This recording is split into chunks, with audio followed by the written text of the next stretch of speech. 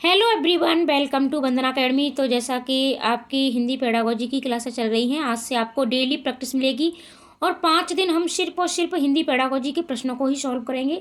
इसके बाद 5 दिन हम हिंदी के जो भी आपके गद्यांश पद्यांश आते हैं वहाँ से प्रश्नों को छांटना सीखेंगे। तो आप चैनल पर बने रहें, चैनल को सब्सक्राइब भी अवश्य कर लें, क्योंकि डेली ऐसी ही वीडियो आपको मिलती रहेंगी और जब भी मैं नई वीडियो डालूं तो नोटिफिकेशन आप तक पहुंच जाए। और हिंदी पेडागोजी की क्लासें भी आपको दी जा चुकी हैं, सभी सब्जेक्टों के टैग वर्ड्स भी आपको दिए जा रहे हैं। सीडीपी और हिंदी के टैग वर्ड्स आपको दिए जा चुके हैं और टैग वर्ड्स पढ़ना आपके लिए बहुत ज़्यादा ज़रूरी है, क्योंकि यहाँ से आपकी पेडागोजी पर पकड़ बनती है। ठीक है, तो इसके बाद हम यानी एक एक करके सारे सब्जेक्टों को हम पढ़ेंगे, सभी सब्जेक्टों की हम प्रैक्टिस करेंगे। तो चलो शुरुआत करते हैं। सबसे पहला प्रश्न है हमारा,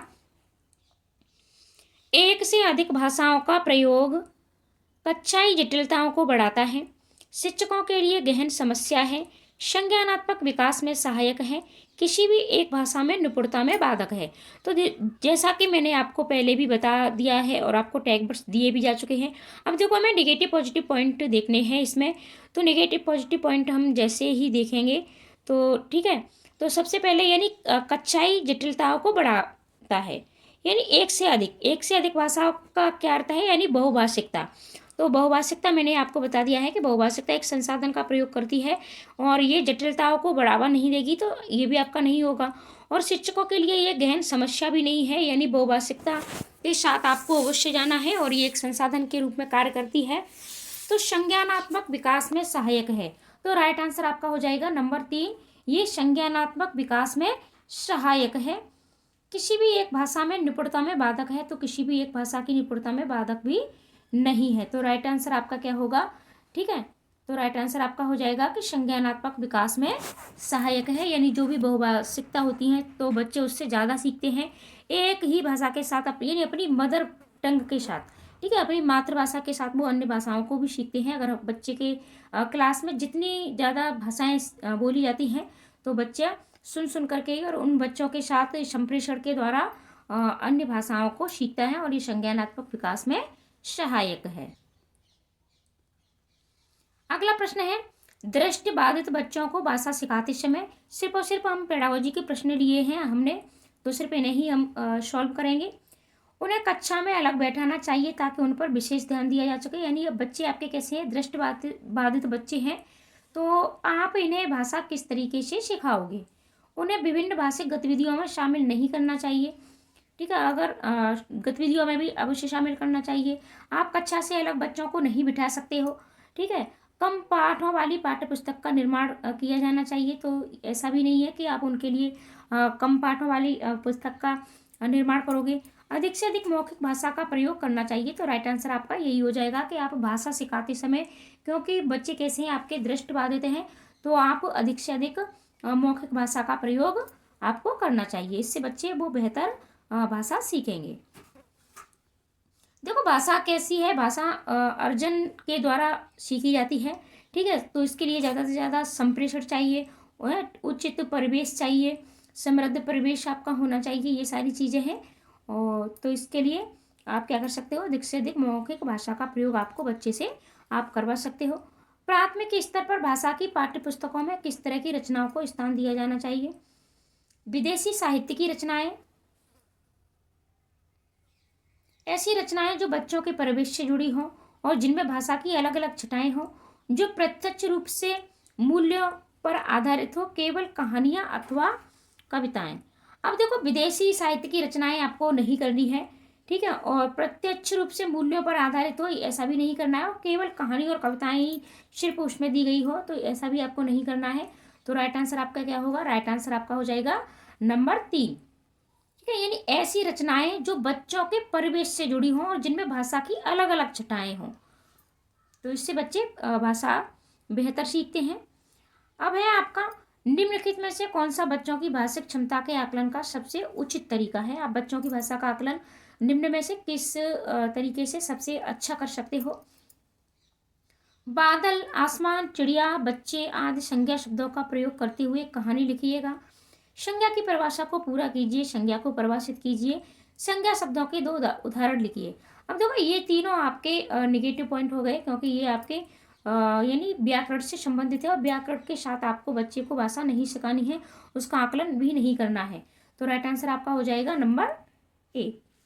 अगला प्रश्न देखते हैं हम। प्रश्न है आपका, बच्चों की मौखिक अभिव्यक्ति का विकास करने के लिए सबसे कम प्रभावी तरीका कौन सा है? यानी इनमें से आपका सबसे कम प्रभावी कौन सा होगा मौखिक अभिव्यक्ति में? व्याकरण आधारित संरचना अभ्यास, अपने अनुभवों का वर्णन, बातचीत, संवाद, अदायगी। अब देखो मौखिक अभिव्यक्ति बच्चा जब अपने अनुभवों को व्यक्त करेगा तो मौखिक अभिव्यक्ति होगी, बातचीत में भी उसकी अभिव्यक्ति होगी, संवाद में भी मौखिक अभिव्यक्ति होगी। लेकिन व्याकरण आधारित संरचना का अभ्यास, तो ये तीनों आपके गलत हो गए, क्योंकि आपसे सबसे कम पूछा है। तो राइट आंसर आपका हो जाएगा नंबर 1, व्याकरण आधारित संरचना अभ्यास। और देखो मैं आपको पूर्ण पेडागोजी पर आधारित प्रश्नों को सॉल्व करवाती हूँ, ठीक है। अगला प्रश्न है आपका, निम्नलिखित में से कौन सा द्वितीय भाषा शिक्षण का उद्देश्य नहीं है? आप वीडियो को बिल्कुल भी शेयर नहीं करते हो अपने दोस्तों को, प्लीज़ वीडियो को शेयर भी कर दिया करो और वीडियो को लास्ट तक अवश्य देखा करो। अगर आप मेरे साथ ये पेडागोजी की जितनी भी क्लासें मैं आपको दूंगी, आप इन्हें करोगे तो आपकी पेडागोजी पर निश्चित ही पकड़ बन पाएगी, और आप यानी अपने एग्जाम में एक अच्छा स्कोर निश्चित ही कर पाओगे। निम्नलिखित में से कौन सा द्वितीय भाषा शिक्षण का उद्देश्य नहीं है? आपसे क्या पूछा गया है? नहीं पूछा है। विभिन्न क्षेत्रों स्थितियों में हिंदी की विभिन्न प्रयुक्तियों को समझने की योग्यता का विकास, हिंदी के व्याकरण नियमों को कंठस्थ करना, दैनिक जीवन में हिंदी में समझने तथा बोलने की क्षमता का विकास, बोलने की क्षमता के अनुरूप लिखने की क्षमता का विकास। अब देखो विभिन्न क्षेत्रों स्थितियों में हिंदी की विभिन्न प्रयुक्तियों को समझने की योग्यता का विकास आपको बच्चे में अवश्य करना है, ठीक है। दैनिक जीवन में हिंदी को समझने और बोलने की क्षमता का विकास भी बच्चों में अवश्य होना चाहिए, और बोलने की क्षमता के अनुरूप लिखने की क्षमता का भी विकास बच्चे में अवश्य होना चाहिए। यानी बच्चा जो भी बोलता है तो स्वयं लिख भी पाए। कभी कभी क्या होता है कि बच्चा बोल तो अच्छे से लेता है लेकिन लिखने में गलतियाँ करता है। तो विभिन्न क्षेत्रों यानी जो भी उसकी क्षेत्रीय भाषा है और जैसी भी स्थिति है तो उसके अनुसार बच्चा समझ के साथ, ठीक है, भाषा का प्रयोग कर सके। तो ये तीनों आपके सही है, लेकिन आपसे पूछा नहीं गया है तो ये तीनों आपके गलत हो जाएंगे। राइट आंसर आपका क्या होगा? नंबर 2, हिंदी के व्याकरणिक नियमों को कंठस्थ करना। आपको जहाँ भी बात नियमों को कंठस्थ करने की आ जाए, याद करने की आ जाए, ठीक है, और व्याकरण के नियमों के साथ की आ जाए, ये सभी आपके निगेटिव पॉइंट होते हैं, इनके साथ आपको नहीं जाना है, ठीक है। तो आपसे नहीं पूछा है, निगेटिव पॉइंट पूछा था, तो राइट आंसर आपका यही हो जाएगा। और एक बार आप हिंदी भाषा के सभी टैग वर्ड्स अवश्य देख लें। हिंदी भाषा के टैग वर्ड्स की वीडियो आपको कल ही मिली है, तो आप उसे अवश्य देखें। CDP के भी मिल चुकी है, और सभी विषयों के टैग वर्ड्स की वीडियो आपको अवश्य मिलेंगी। आप धैर्य के साथ चैनल पर अवश्य बने रहें। अगला प्रश्न है, देखो हमारा तुम्हारा कुछ भी लेना देना नहीं है, मैं आपको बिल्कुल फ्री में पढ़ाती हूँ।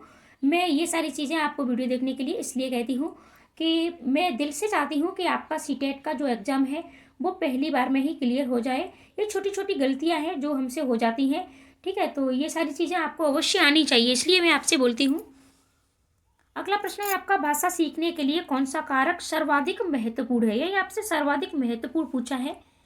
भाषा के व्याकरणिक नियम। अब जब भी बात व्याकरणिक नियमों की आ जाए यानी व्याकरण की आ जाए तो वो आपका नहीं होगा। पाठ पर आधारित प्रश्नोत्तर भी नहीं होंगे, भाषा की पाठ्य पुस्तक भी नहीं होंगी। बात कहाँ हो गई हमारी? समृद्ध भाषिक वातावरण, यानी बच्चे को जितना समृद्ध भाषिक वातावरण मिलेगा तो बच्चे की भाषा अपने आप से सर्वाधिक महत्वपूर्ण एक भूमिका निभाती है, समृद्ध भाषिक वातावरण। इसको आप इस तरीके से समझ सकते हो कि जैसे कि बच्चे अपनी मातृभाषा को अपने समृद्ध भाषिक वातावरण से सीख लेता है, यानी उसके घर में उस जितने भी मेंबर होते हैं, उसके आस पड़ोस में जितने भी लोग होते हैं, सब उस भाषा का प्रयोग करते हैं, और बच्चा बिना किन्हीं नियमों के, बिना किताब कॉपी के, ठीक है, बिना लिखे हुए, बिना सीखे हुए उस भाषा को सीख लेता है। तो आप बेहतर समझ पा रहे होंगे।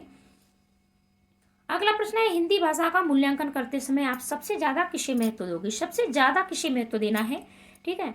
सीखने की क्षमता का आकलन, काव्य सौंदर्य, निबंध लिखने की योग्यता और व्याकरणिक नियम।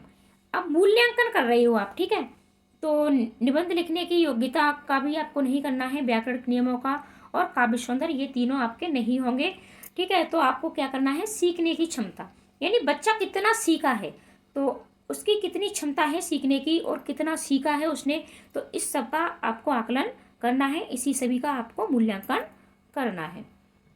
अगला प्रश्न है, एक बहुभाषिक कक्षा में आप किसे सबसे कम महत्व देंगे। एक बहुभाषिक कक्षा है, ठीक है, कक्षा कैसी है आपकी, बहुभाषिक है और सबसे कम महत्व आपको देना है।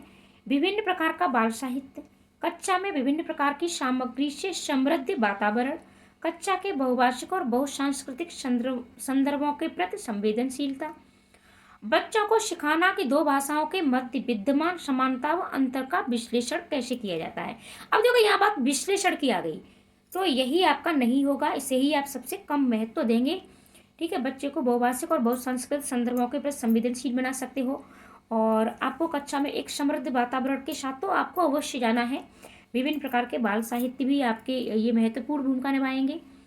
अगला प्रश्न है आपका, भाषा की पाठ्य पुस्तक का निर्माण करते समय सबसे कम महत्वपूर्ण बिंदु है, सबसे कम के साथ जाना है।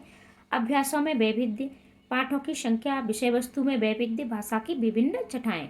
अब देखो यहाँ भी वैविध्य की बात हो रही है, यहाँ भी वैविध्य है आपकी और यहाँ भी विभिन्न यानी वैविध्य है, और ये आपका एक पॉजिटिव पॉइंट है, तो ये सही है आपके तीनों। लेकिन आपसे सबसे कम पूछा गया है, तो सबसे कम आपका हो जाएगा पाठों की संख्या, यानी पाठों की संख्या ये पाठ्य पुस्तक का निर्माण करते समय ज़्यादा महत्वपूर्ण बिंदु नहीं है, यही आपका सबसे कम है, और ये बाकी की सारी चीज़ें आपको अवश्य ध्यान में रखनी है। अब बात करते हैं बहुभाषिकता की। बहुभाषिकता भाषाई समृद्धि को खतरे में डालती है, भाषा सीखने में बाधा उत्पन्न करती है, भाषा सीखने में एक महत्वपूर्ण संसाधन है, भाषा सिखाने में बहुत बड़ी बाधा है। अब राइट आंसर आपका क्या होगा, देखो बहुभाषिकता क्या है, एक संसाधन का कार्य करती है, और बच्चे इससे यानी दूसरी अन्य भाषाओं को अच्छे से सीख सकते हैं अपनी भाषा के साथ साथ। तो इसमें आपका राइट आंसर क्या होगा, राइट आंसर आपका हो जाएगा भाषा सीखने में एक महत्वपूर्ण संसाधन है। ये यानी भाषाई समृद्धि को खतरे में भी नहीं डालती है, बाधा उत्पन्न भी नहीं करती है, और एक बहुत बड़ी बाधा भी नहीं है। अगला प्रश्न है आपका, भाषा विद्यालय में ही सीखी जाती है, एक नियमबद्ध व्यवस्था है, शब्द व्याकरण के नियमों का अनुगमन करती है, नियमों की जानकारी से ही निखरती है।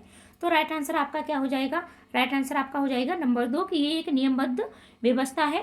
ठीक है, सिर्फ विद्यालय में नहीं सीखी जाती है, बच्चा विद्यालय आने से पूर्व अपनी मातृभाषा से पूर्ण लैस आता है।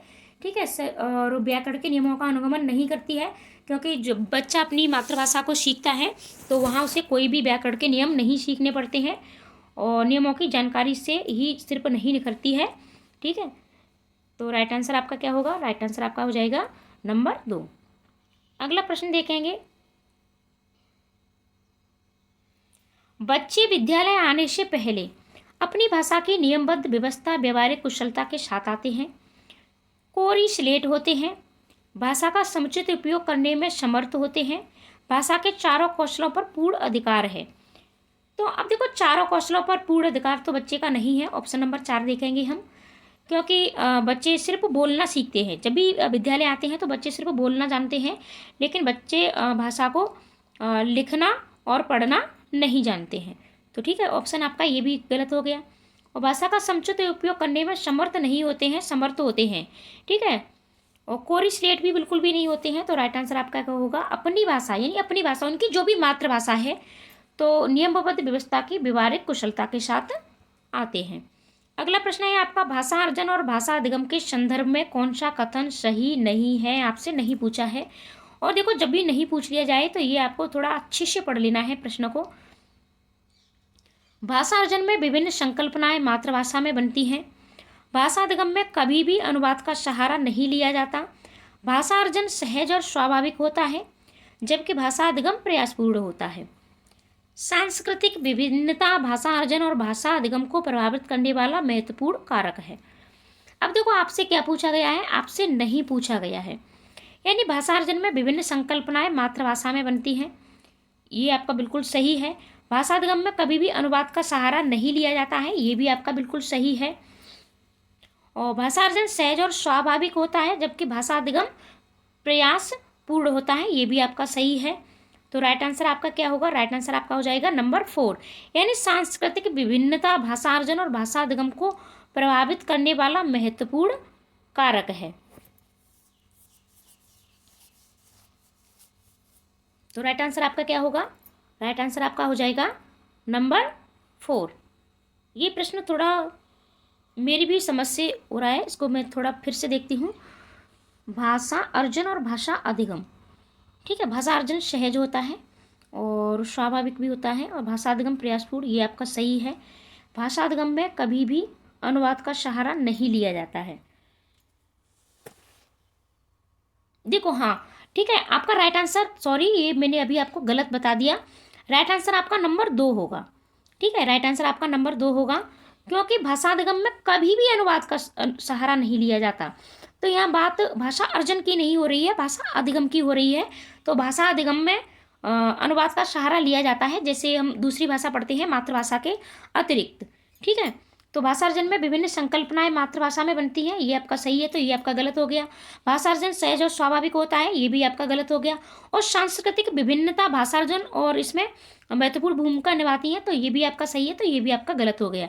यानी राइट आंसर आपका होगा ऑप्शन नंबर 2, क्योंकि जब भी हम दूसरी भाषा सीखते हैं, जैसे कि हम अंग्रेजी सीखते हैं, हमारी मातृभाषा हिंदी होती है, तो वहाँ हम अनुवाद का सहारा लेते हैं। आप बेहतर समझ पाए होंगे। अगला प्रश्न है, मंदिरा पहली कक्षा में पढ़ती है और वह मुझे आम बहुत अच्छा लगता है, मैं थक गई आदि वाक्यों का प्रयोग करती है। मंदिरा केवल सर्वनाम का ही प्रयोग जानती है, केवल लिंग की दृष्टि से ही सर्वनाम का समुचित प्रयोग करना जानती है, केवल मैं वाले वाक्य ही बोल सकती है, लिंग वचन क्रिया आदि की दृष्टि से सर्वनाम का प्रयोग करना जानती है। तो देखो, यहाँ वो अलग अलग बोल रही है, यहाँ वो मुझे बोल रही है, मुझे आम बहुत अच्छा लगता है, मैं थक गई आदि वाक्य, यानी आदि यानी इसी प्रकार के अन्य वाक्य भी बोलती है। तो राइट आंसर आपका हो जाएगा नंबर 4। अगला प्रश्न देखेंगे, और अब ये प्रश्न आपके, ठीक है, गद्यांश और काव्यांश से संबंधित हैं। तो इन प्रश्नों को हम पहले पेडागोजी की 5 दिन प्रैक्टिस लगाएंगे, तो उसके बाद हम फिर प्रश्नों को छांटना सीखेंगे। ठीक है, गद्यांश और काव्यांश से प्रश्नों को किस तरीके से कम समय में आप छांटें, तो ये वीडियो आपको मिलेगी। अभी हम सिर्फ और सिर्फ पेडागोजी की क्लासें करेंगे, और पेडागोजी की क्लासें आपको डेली मिलेंगी। ठीक है, हो सकता है शाम के टाइम आपको हिंदी पेडागोजी की क्लास मिले, और दिन में भी मैं अब आपको ईवीएस या फिर सीडीपी की क्लासें भी देना शुरू करूँगी। तो हो सकता है कि आपको 2 क्लासें डेली मिले, 2 विषयों की प्रैक्टिस आपको डेली मिले। तो मिलते हैं अगली वीडियो में। वीडियो को ज़्यादा से ज़्यादा शेयर भी करें, लाइक कमेंट करना भी बिल्कुल ना भूलें। आज के लिए इतना ही, धन्यवाद।